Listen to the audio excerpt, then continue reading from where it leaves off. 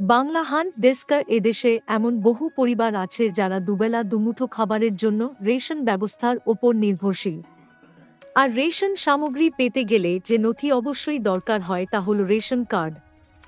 এবার পুজোর আগে এই নিয়েই বিরাট সিদ্ধান্ত নিল কেন্দ্র।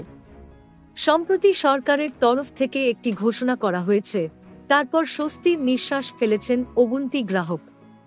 বাধ্যতামূলক করেছে কেন্দ্র খাদ্য সামগ্রীর অব্যাহত বণ্টন বজায় রাখতে সকল গ্রাহকদের এই প্রক্রিয়া সম্পন্ন করার কথা বলা হয়েছে।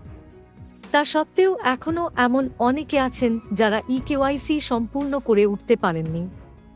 এবার সেসব দিকে নজর দিয়েই বড় সিদ্ধান্ত নিল কেন্দ্রীয় সরকার।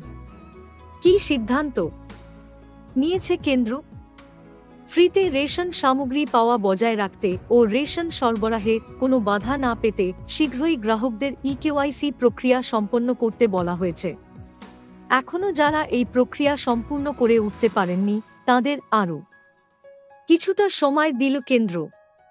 রেশন কার্ড ইকেওয়াইসির সময়সীমা বৃদ্ধি করল মোদী সরকার।